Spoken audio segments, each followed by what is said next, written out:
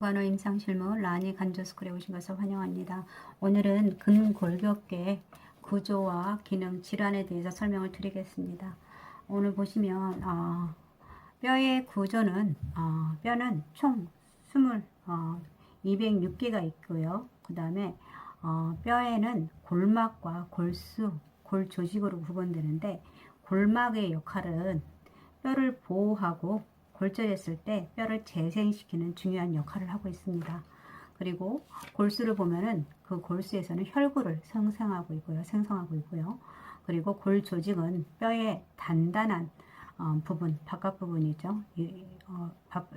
단단한 부분을 이루고 그 안에는 해면골과 치밀골으로 구분되고 있습니다.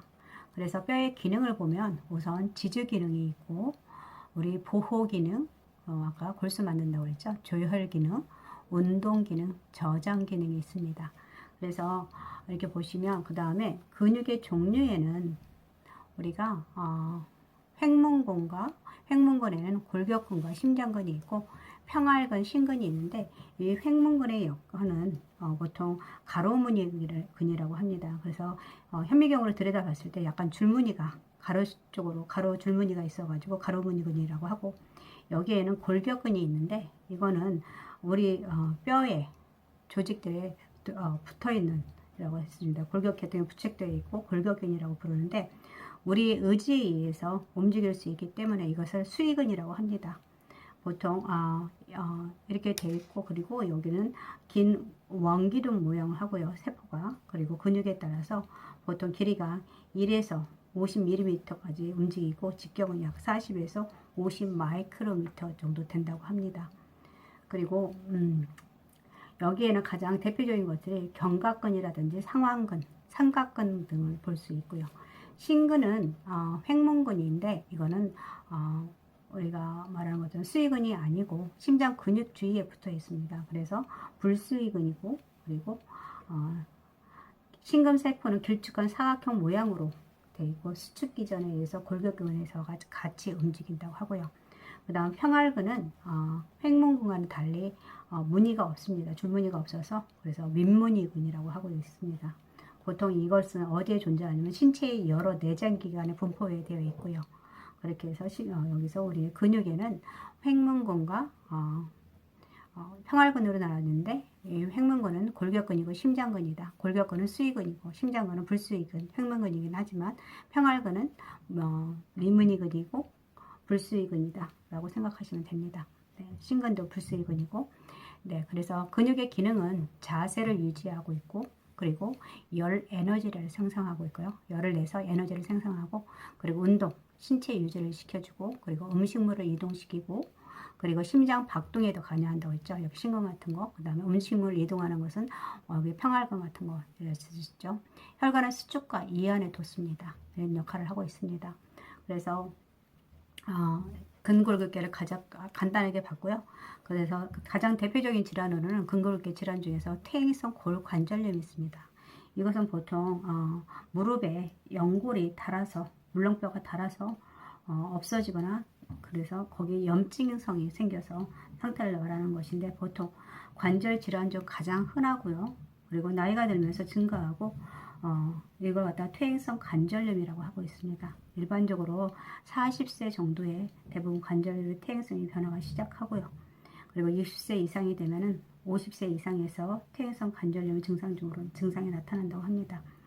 그리고 원인을 보면 원인은 불분명합니다. 그리고 노화라든지 그나마 노화나 유전적 요소에 의해서 아니면 환경적 요소에 의해서 복합적 작용에 의해서 이런 퇴행성 관절염이 생긴다고 보고 있고요.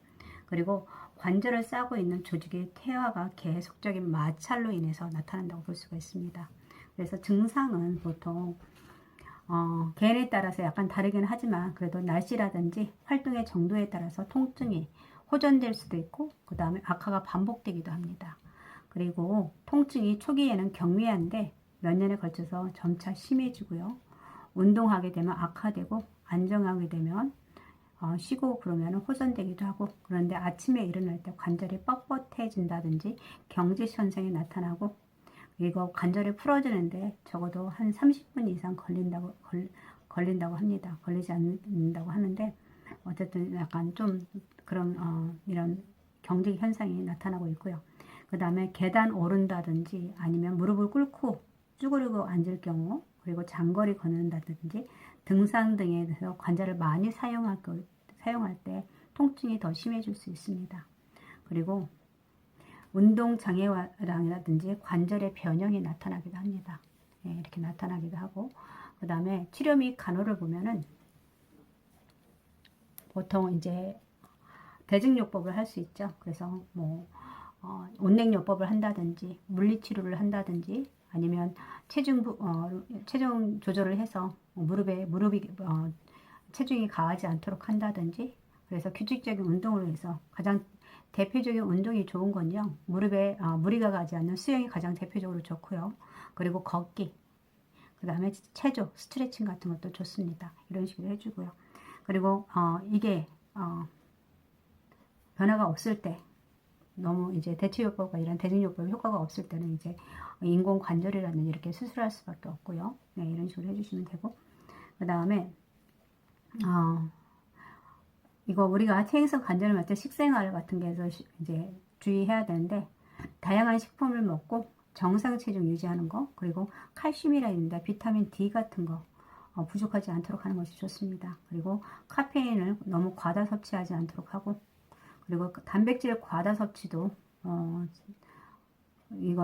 단백질을 너무 과다하게 섭취하게 되면은 칼슘이 손실될 수 있습니다. 그렇기 때문에 단백질을 과다 섭취도 좀 해줘야 되고요.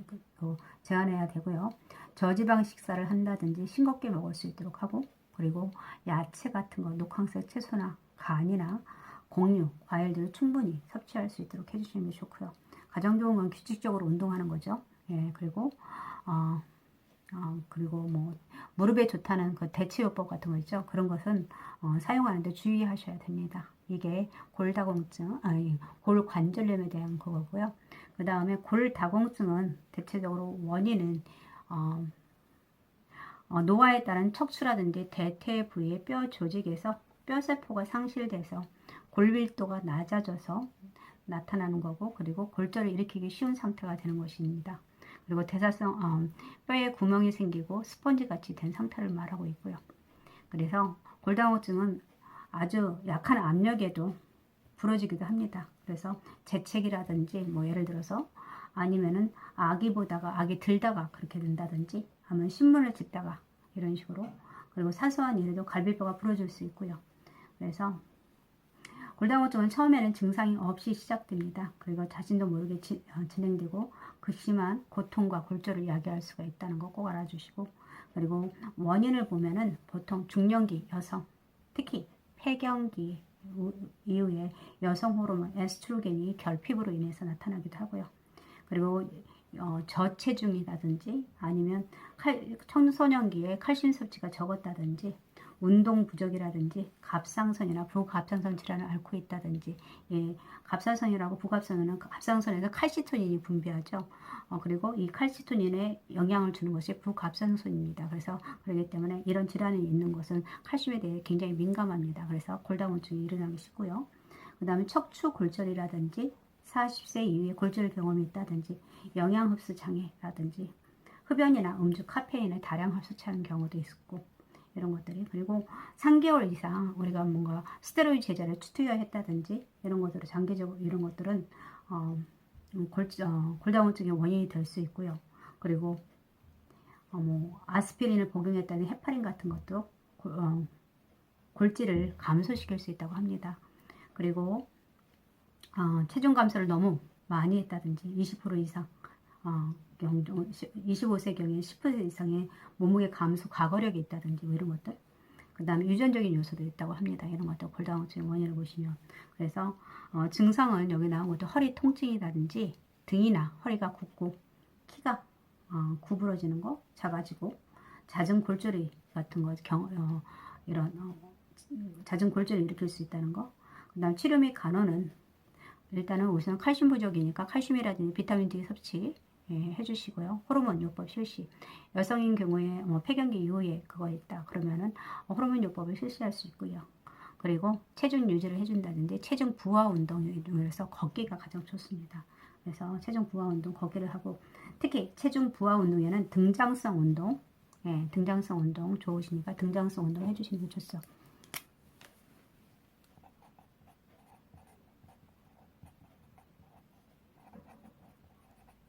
등장성 운동이라든지 아니면은 등척성 운동도 괜찮습니다. 등척성 운동하는 경우는 이제 특히 노인분들한테 많이 이제 골다공증이 심할 때 먼저 걷기를 걷는 게 아니라 등척성 운동을 걸음으로써 뼈 주위의 근육을 튼튼하게 한 다음에 이제 걷는 걸로 등장성 운동으로 권하기도 합니다. 그래서 이럴 때 해주시기도 하고요. 그 다음에 칼슘 부족이 너무 심하면 칼시토닌은 어디에서 분비한다고 했죠? 갑상선에서 분비합니다. 그래서 갑상선에서 호르몬인데 티록신하고 같이 분비하는 거니까 칼시토닌. 그래서 칼슘에 영향을 주는, 그래서 너무 칼슘이 낮다 하면 칼시토닌을 복용할 수 있도록 하고요. 그리고 금주나 금연 같은 걸 해주시는 게 좋습니다. 고관절 환자들의 치료 및 간호를 보시면 골다공증 진단을 받게 되면 적절한 치료를 해야 되는데, 우선 낙상 예방에, 아까 골절로 일한 거죠. 낙상 예방. 그 다음에 집안에 조명을 밝게 해주고, 그 다음에 전기 코드나 전기줄, 그 다음에 이런 것들을 위해서 걸려서 넘어지지 않도록 해주시고, 그래서 벽 쪽으로 다 붙인다든지 코너 쪽으로 붙여가지고 이것에 걸리지 않도록 하고요. 그 다음에 낮은 가구나 화분 같은 거에 걸려서 넘어질 수 있으니까 이런 물건들을 치워주시는 게 좋습니다. 그리고 욕실에서도 꼭 신발을 신고, 그 다음에 샤워기나 욕조의 안팎, 화장실 근처에 손잡이를 설치해서 자꾸 일어날 수 있도록 하고요. 그리고 욕조와 샤워실에는 미끄러지지 않도록 미끄럼 방지 매트를 깔아주는 게 좋습니다. 그리고 계단 끝에 미끄럼 방지 발판과 난간을 설치해서 조명을 밝게 하도록 하는 것이 좋고요. 네.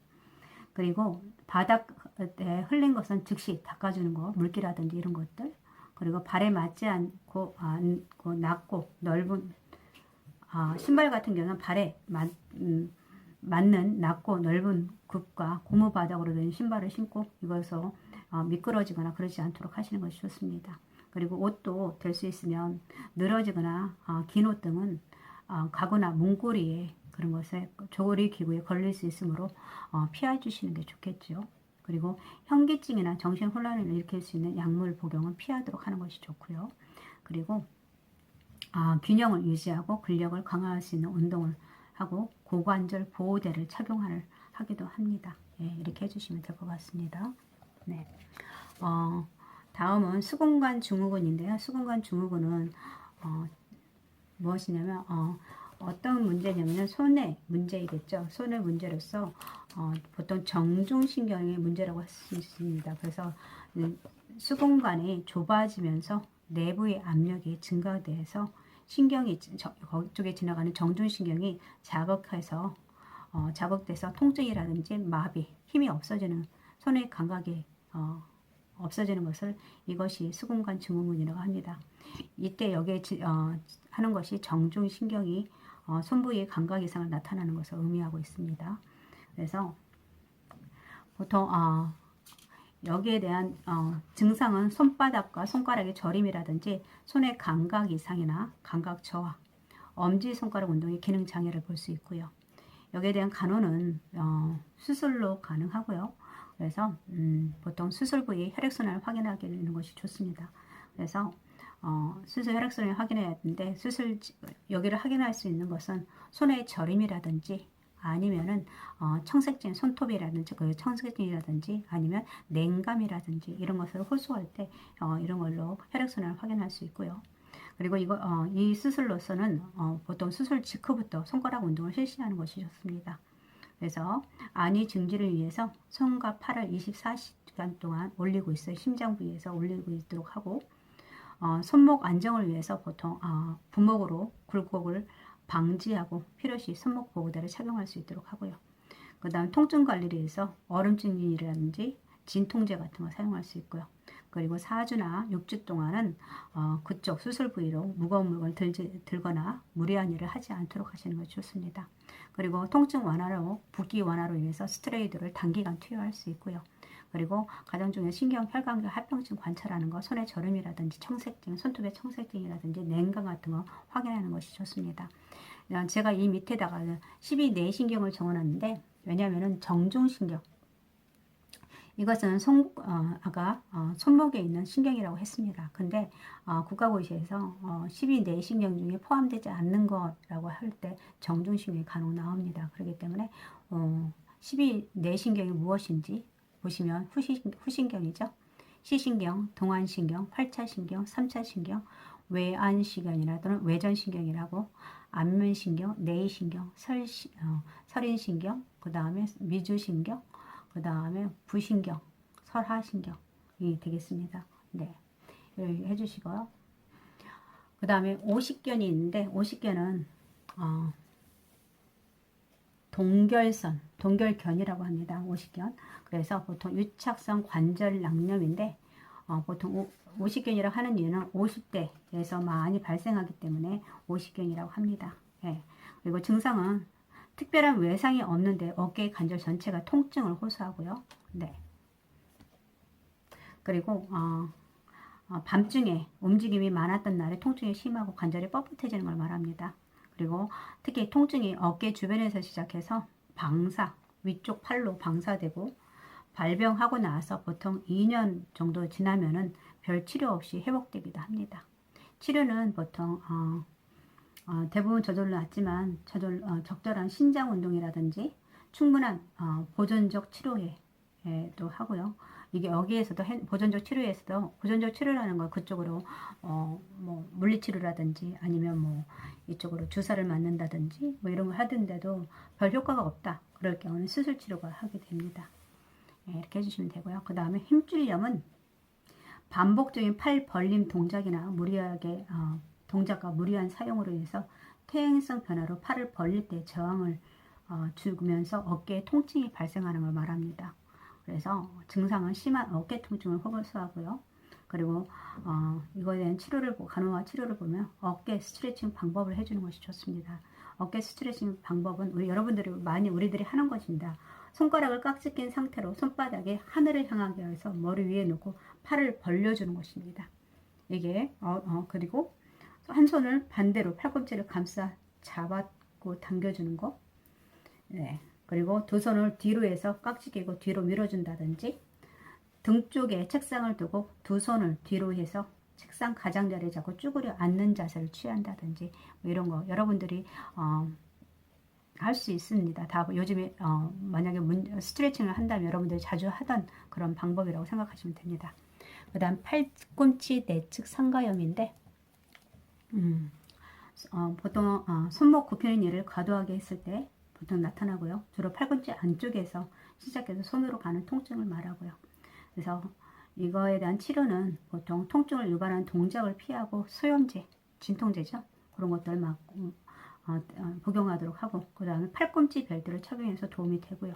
그리고 아까 말한 온냉요법, 더물찜질이나 얼음찜질 같은 통증과 염증을 감소시킬 수 있고요. 그리고 일단 통증이 줄어들면 전신 스트레칭이라든지 전환, 강화 운동을 할 수 있습니다. 팔꿈치 내측 상가염도 이것도 손가락을 깍지 끼고 뒤집어서 밀어주면 됩니다. 앞쪽으로 밀어주고, 그리고 손가락이 몸쪽으로 오도록 해서 짚고 내발기는 자세를 해주시면 좀 되고요. 예, 이렇게 해주시면 되고, 그 다음에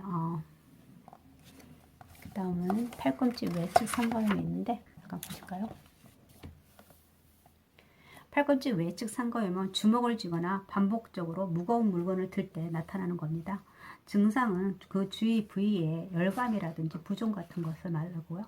얼음찜질을 했는데 호전이 되지 않을 때도 있습니다. 예, 그럴 때 나타나고, 그 다음 치료는 보통 이거는 테니스 엘보라고 해가지고 테니스를 많이 친다든지 골프를 많이 한다든지 이런 데서 많이 나타나기도 합니다. 그래서 팔꿈치의 활동을 제한하고 소염제 투여하고요. 증상이 완화되면 신전근 재활이라든지 운동치료를 시작하면 됩니다. 그리고 뭐 신전근 운동은 뭐가 있냐면 한 손을 반대쪽 손을 굽히어 잡고 안쪽으로 굽혀주고 팔꿈치를 펴주는 거, 그리고 팔을 안쪽으로 회전하고 반대쪽 손을 감싸주고 당겨주는 것이 팔꿈치 외측 상가염 스트레칭 방법입니다. 네, 이렇게 해주시면 되고요. 그 다음에 그 다음 수술이라든지 이거 물리치료하고 물리치료 했는데도 뭐 별 효과가 없다. 수술을 해줘야겠죠. 그리고 좀 보호대 같은 착용하고 그 다음에 손목 굽힘용을 사용할 수 있도록 해주시는 거 좋습니다. 네.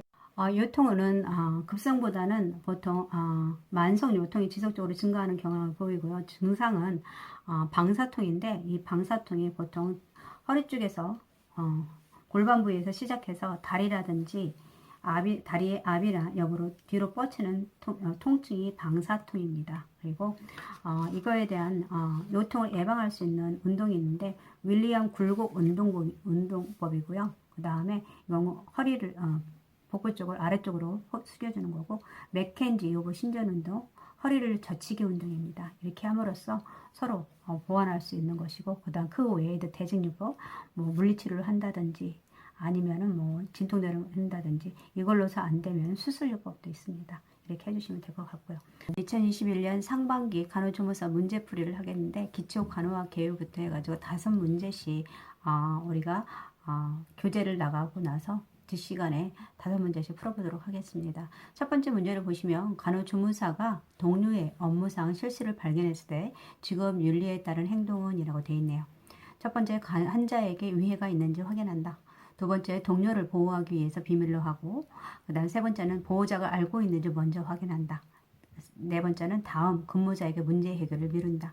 다섯 번째는 자신의 직무와 관련이 없으면 무시한다라고 되어 있는데, 동료의 업무상 실수를 발견했는데 이게 환자한테 위해 있는지를 먼저 확인하는 게 가장 중요하겠죠. 그래서 보시면 간호조무사의 직업 윤리와 태도에서 보면은 이것을 윤리를 실천하는 게 왜 유익하냐면 자기의 직무와 관련된 자기 자신을 아는 데 도움이 될 수 있고요. 그리고 문제를 해결할 때 지혜롭고 양심적인 판단을 하는 데 도움이 되고, 환자나 자신에 의해서 안전하고 유익한 행동의 방향을 제시해 주기도 합니다. 그리고 법적인 책임 관계를 식별할 수 있도록 해주고요. 기쁨과 보람을 느끼게 해준다라고 할 수 있습니다. 그래서 여기에서 답은 1번이 되겠습니다. 그리고 두 번째는 안전한 환경을 위해서 병실 관리 방법으로 옳은 것은 이라고 됐네요. 바닥은 물기를 마를 때까지 둔다. 우리가 바닥에 물기가 있을 때는 즉시 빨리 바로 닦으라고 했죠. 왜 그러냐면 낙상을 위험이 있기 때문에 그렇게 썼습니다. 그리고 야간에는 바닥에 간접 조명을 켜둔다 라고 했는데 우리가 야간에는 침상 위쪽이나 야간 간접 조명을 해준다고 했습니다. 왜냐하면 대상자들이 화장실에 갈 수도 있고 그러기 때문에 그걸로 인해서 낙상당하지 않도록 간접 조명을 해주도록 하는 것이 좋고요. 그 다음에 불안정 환자의 침대 난간을 내려놓는 게 아니라 어떤 경우에도 환자는 침대 난간이 올려져 있어야 되고요. 그리고 손상된 전선은 반창고로 감아서 사용한다고 했는데 이런 거 손상된 전선이나 가구라든지 이런 거 있을 때는 즉시 보고하고 수선실로 보낼 수 있도록 해야 됩니다. 그리고 사용하지 않는 휠체어에 바퀴 잠금 장치를 풀어놓는다고 했는데 우리가 바퀴 잠금 장치는 항상 잠겨져 있어야 돼. 사용하지 않을 때도 잠겨 있어야 됩니다. 이렇게 해주시면 되고요. 그 다음에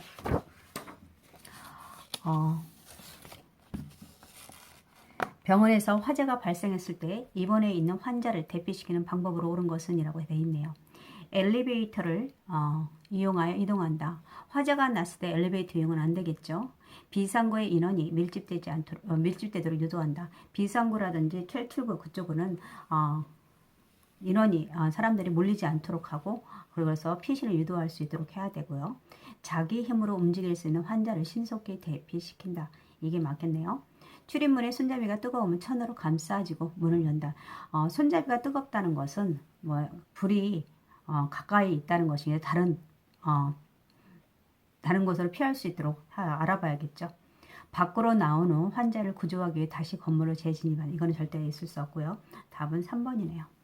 그 다음에 격리 의료 폐기물에 해당하는 것은 이라고 됐네요. 분만 시 나온 태반 이것은 재활용이 인체 조직물 중 태반에 있다는 거죠. 보통 재활용되는 경우이고 4도씨 이하의 전용 냉장에서 시설에서 할 수 있고 이때의 도형의 색상은 녹색입니다. 위궤양 환자의 토요일 이거는 일반 의료 폐기물로서 이것들은 보통 도형 색상은 노란색과 검정색이고 혈액이나 체액, 분비물, 배설물이 함유되어 있는 탈지면이라든지 붕대, 거즈, 일회용 기저귀, 생리대 뭐 이런 것들 다 일반 의료 폐기물에 들어있고요. 그 다음 골절 환자에게 사용한 붕대 이것도 일반 의료 폐기물로 있어서 노란색과 검정색의 도형의 색상이 되겠고 그 다음에 당뇨병 환자에게 사용된 주사 바늘 이거는 손상성 의료 폐기물이겠죠. 주사 바늘이나 봉합 바늘, 뭐 칼날, 뭐 유리 같은 거 이런 것들은 다 손상성 의료 폐기물로서 이것도 도형 색상이 노란색과 검정색입니다. 그리고 활동성 폐기력 환자의 객담이 묻은 거즈 이거죠. 격리 의료 폐기물. 그래서 이런 것들은 보통 따로 할 수 있도록 하고 이것은 도형 색상은 붉은색입니다. 그래서 여러분들이 알아야 될 것은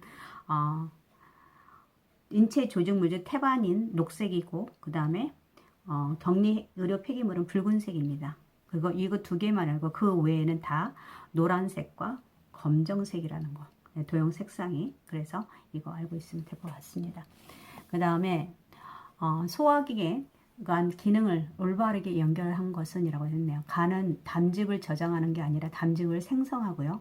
담즙을 저장하는 것은 담낭입니다.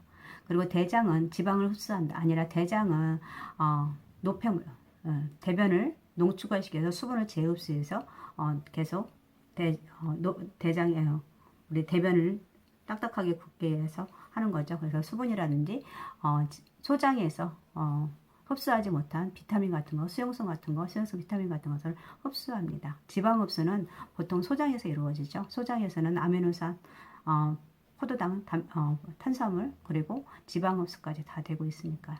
그 다음 위는 단백질을 분해한다고 했는데 이게 맞습니다. 위에서는 음식물이 들어오면 가스트린이라는 것이 분비돼서 가스트린은 위에 있는 염산과 펩신을 분비합니다. 그래서 펩신은 단백질을 분해하는 것이죠. 그래서 답이 2번이 될 것 같고 식도는 음식물이 저장하는 게 아니라 식도를 음식물을 내리는 역할을 하죠. 연동운동을 일으킵니다. 그렇게 해주시고 그 다음 소장은 내인자가 분비한다고 했는데 소장에서 내인자가 분비하는 게 아니라 위에서 내벽에 위벽에서 분비합니다. 보통 위 점막에서 분비되는 단백 단백질이거든요. 그래서 이것은 비타민 B12와 결합해서 비타민 B12의 장관 흡수에 필요한 인자입니다. 그래서 보통 악성 빈혈을 치료할 때 음식물 속에 있는 외인성 인자하고 위액소에 들어있는 내인성 인자가 두 가지가 필요해서 이 두 가지가 결합해서 흡수되어서 적혈구 성숙을 가져옵니다. 그래서 여기서 외인성 인자라는 것은 비타민 B12가 말합니다. 그래서 만약에 내인성 인자가 내인성 인자, 외인성 인자에서 악성 빈혈을 예방할 수 있는데 이 비타민 B12가 악성 빈혈인 경우에는 아까 말한 것은 혈액을 적혈구의 성숙을 못하기 때문에 철분 결핍성 빈혈까지 오게 됩니다. 그래서 악성 빈혈이 있는 분들은 보통 철분 결핍성 빈혈도 같이 따라온다고 보시면 됩니다. 그래서 답은 3번이 되겠습니다. 오늘은 근골격계 질환과 기능 그리고 구조에 대해서 설명했고요. 다음 시간에는 소화기계 질환에 대해서 설명을 드리겠습니다. 오늘 함께 해주셔서 감사하고요. 수고하셨습니다.